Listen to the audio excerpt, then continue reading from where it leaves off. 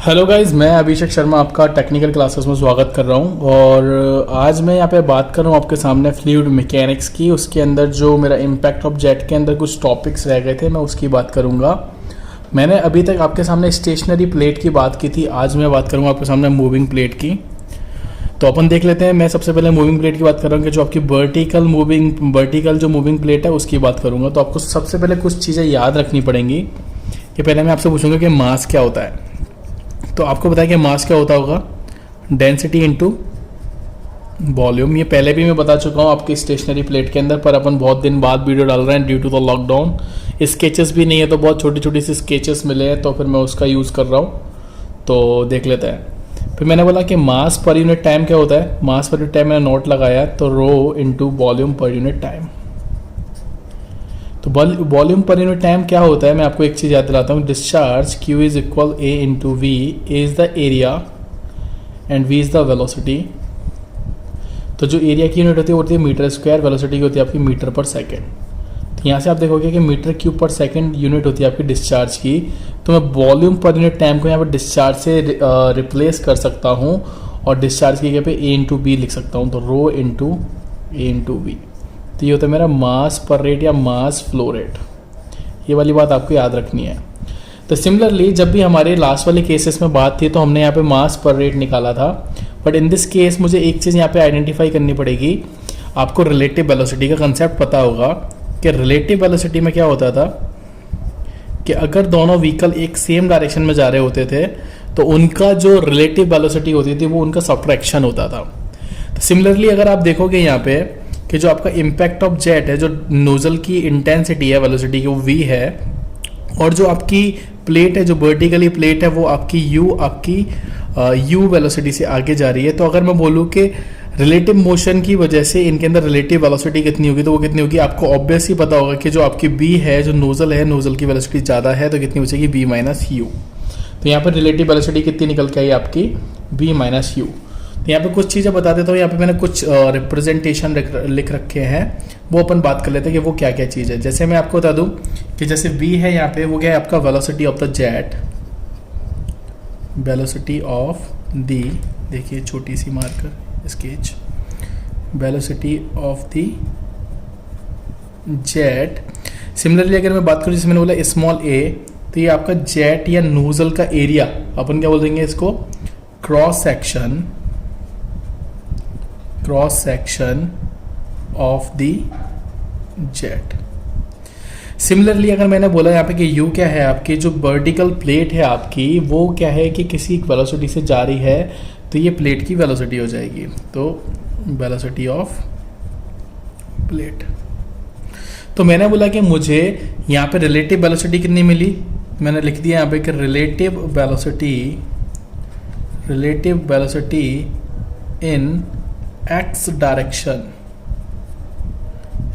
कितनी होगी आपकी b माइनस के यू, कितनी होगी आपकी b माइनस के यू।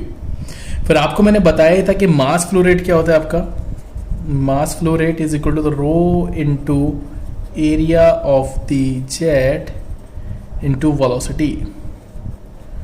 तो आपको पता ही है कि एरिया तो आपका क्रॉस सेक्शन का स्मॉल a ही है, पर जो आपकी वेलोसिटी है वो क्या आपकी b माइनस के यू, क्या है आपकी वेलोसिटी b माइनस के यू। तो यहाँ से मुझे मास फ्लो रेट निकल के आ गया कि मास फ्लो रेट मेरा कितना है, वो आपको पता पड़ गया यहाँ पे कि मेरा मास फ्लो रेट कितना निकला है। या फिर मैं बोल सकता हूँ कि जो मास ऑफ द वाटर है कि स्ट्राइक पर सेकेंड कितना निकलेगा। अब यहाँ पे अपन बात करते हैं आगे की तरफ। जैसे कि आपको पता होगा कि मेरे को मास फ्लो रेट पता है, मास फ्लो रेट पता है, तो मुझे फोर्स निकालना है इन डायरेक्शन। तो क्या होगा देख लेते हैं। फोर्स एक्सर्ट इन x डायरेक्शन, फोर्स एक्सर्ट इन x डायरेक्शन। तो सिंपल सी चीज़ है, आपको थोड़ा सा कंसेप्ट लगाना पड़ेगा तो आपको पता ही पड़ जाएगा कि फोर्स इज इक्वल क्या होता है आपको मास इनटू एक्सेलरेशन, और जो एक्सेलरेशन होता है वो एक्सेलरेशन पर यूनिट टाइम होता है। तो मैं लिख रहा हूँ, देखिए मास इनटू एक्सेलरेशन, तो एक्सेलरेशन को मैं लिख सकता हूँ कि वेलोसिटी पर यूनिट टाइम, और जो वेलोसिटी पर यूनिट टाइम है तो वो मास ओवर टाइम मिला के बन गया मेरा m नॉट इंटू वेलोसिटी।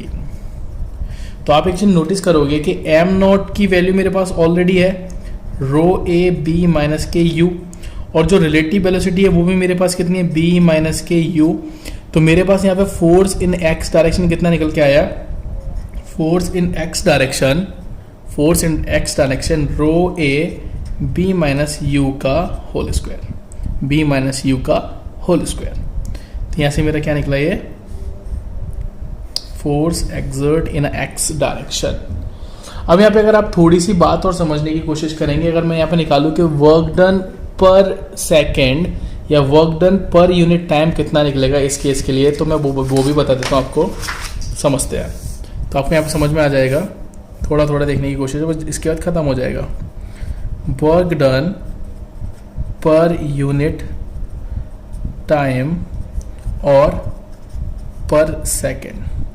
तो वर्क डन क्या होता है आपका, force into displacement, force into displacement, पर यहाँ पे मैं तो पर यूनिट टाइम की बात कर रहा हूँ, तो पर यूनिट टाइम। तो आपको यहाँ पे बात दिख रही है कि डिस्प्लेसमेंट, डिस्प्लेसमेंट किसका, आपका जो आपकी प्लेट है वो कितना डिस्प्लेस हो रही है, तो वर्क कितना हो रहा है उसके अंदर, तो force into plate velocity. Plate velocity क्यों ली मैंने यहाँ पे, आप नोटिस करोगे कि डिस्प्लेसमेंट पर यूनिट टाइम मेरा वेलोसिटी बन जाता है, तो प्लेट वेलोसिटी हो गया। तो क्या बचा मेरा, force into velocity of plate, velocity of plate. Actually क्या स्केच बहुत छोटी है, मेरे हाथ में नहीं आ रही है, पर क्या है कि ना से हाँ तो है कि मैं एग्जैक्टली काम तो कर पा रहा हूँ। पहले यही कंडीशन थी कि लॉकडाउन में भी मैं वीडियो भी नहीं बना पा रहा था। तो रो ए बी माइनस यू का होल स्क्वायर, ये आपको पता है, और वेलोसिटी ऑफ प्लेट क्या है आपकी यू। तो ये क्या निकला मेरा, work done in X direction. Simple, तो सिंपल है। अपन इसका नेक्स्ट वाला पार्ट देख लेते हैं। नेक्स्ट वाले पार्ट में मैं क्या करने वाला हूँ, इसको मैं यहाँ रख देता हूँ। नेक्स्ट वाले पार्ट में देखोगे, force on the vertical inclined plane moving in the direction of jet. तो यहाँ पे मैंने पहले ही बता रखा है कि जो आपकी प्लेट है वो कुछ इस तरीके से इंक्लाइंड है, हॉरिजॉन्टल से जिसका एंगल बन रहा है वो थीटा इस तरीके से बन रहा है। तो मैंने यहाँ पे रिप्रेजेंट कर रखा है कि ये जो है प्लेट की जो मैंने एक्सेस ले रखी है, वो मैंने प्लेट से इस तरीके से एक्सेस ले रखी है, उसका जो एंगल है वो थीटा बन रहा है। फिर नोटिस करना, ये मेरा राइट एंगल जो मेरा 90 डिग्री का एंगल है वो ये है, this is theta, this is my 90 minus theta, तो दिस इज ऑल्सो थीटा। क्यों, क्योंकि ये दोनों आपस में क्या है, यहाँ पे 90 बना रहे हैं, तो ये 90 माइनस थीटा, तो 90, तो ये बचेगा मेरा थीटा। और आपको पता है कि रूल्स ऑफ द रेजोल्यूशन, जिधर एंगल होता है उधर कॉस वाला कंपोनेंट आता है, और जिधर एंगल नहीं होता उधर साइन वाला कंपोनेंट आता है। तो मैंने ऐसे नॉर्मल कंपोनेंट दिया फोर्स का, तो उस नॉर्मल कंपोनेंट में मुझे पता पड़ा कि उस जगह पे जो फोर्स है वो मेरा कितना है, एफ एन। तो एक्स डायरेक्शन में कितना हो गया मेरा, एफ एन साइन थीटा, और इधर कितना हो गया मेरा, एफ एन कॉस थीटा। अब आपको थोड़ी सी बात समझनी पड़ेगी कि लास्ट वाले केस के अंदर आपने जैसे देखा था कि लास्ट वाले केस के अंदर मैंने जो फोर्स है ना एक्स डायरेक्शन निकाला था, वो निकाला था मैंने रो ए बी माइनस यू का होल स्क्वायर।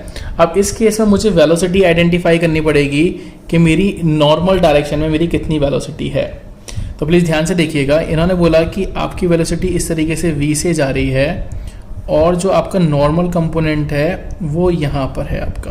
प्लीज ध्यान से देखिए इस जगह पे, और ये जो एंगल है ये एंगल है मेरा थीटा। ये एंगल उन्होंने बताया कि ये एंगल आपका थीटा है। तो मैं बोलूँगा कि अगर ये एंगल मेरा थीटा है तो यहाँ पे मैंने इसमें एक 90 डिग्री वाला कंसेप्ट लगाया, तो this is my 90 minus theta. देखो this is my 90 minus theta, ये कंपोनेंट देखोगे आप, तो ये कितना निकल के आएगा मेरा, थीटा कंपोनेंट निकल के आएगा।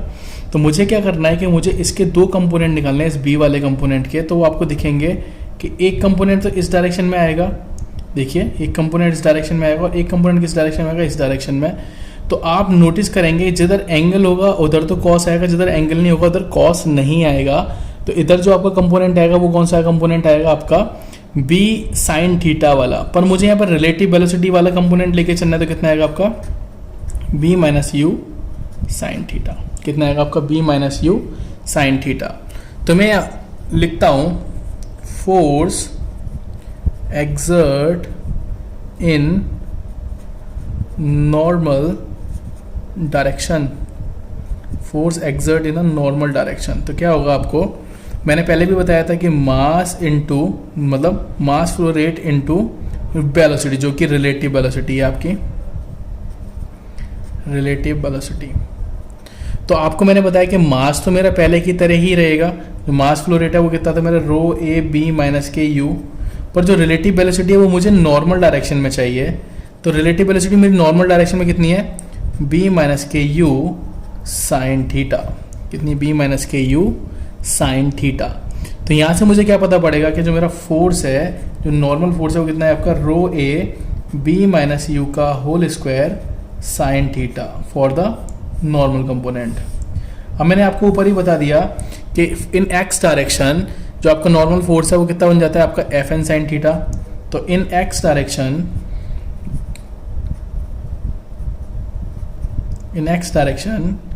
F X is equal F N sine theta. तो कितना बचेगा आपका ये rho A B minus U का होल स्क्वायर साइन थीटा का मल्टीप्लाई होगा तो कितना आ जाएगा आपका साइन स्क्वायर थीटा। तो ये मेरा एफ एक्स आ गया। आपका एफ वाई कितना आएगा, तो in Y direction F Y is equal F N cos theta. तो कितना आएगा rho A B minus U का whole square sine theta into cos theta. Clear, sine theta minus के कॉस थीटा। तो ये मेरा बाई कंपोनेंट हो गया। यही मुझे आइडेंटिफाई करना था इस डेरिवेशन के अंदर। तो मैंने आपको दो पार्ट बताए, एक तो आपका वर्टिकल प्लेट के लिए बताया, एक आपको इंक्लाइन प्लेट के लिए बताया। अगर आपको वीडियो अच्छी लगी तो प्लीज़ लाइक ज़रूर कर दीजिएगा और शेयर ज़रूर कर दीजिएगा अपने फ्रेंड्स के साथ। Thank you for watching guys, thank you. बहुत दिन से वीडियो नहीं डाली थी लॉकडाउन की वजह से, कुछ स्केचेस वगैरह नहीं थे, मार्कर वगैरह नहीं था मेरे पास, तो अभी डाल रहा हूँ। तो प्लीज़ लाइक ज़रूर करना, शेयर ज़रूर करना। Thank you for watching guys, thank you.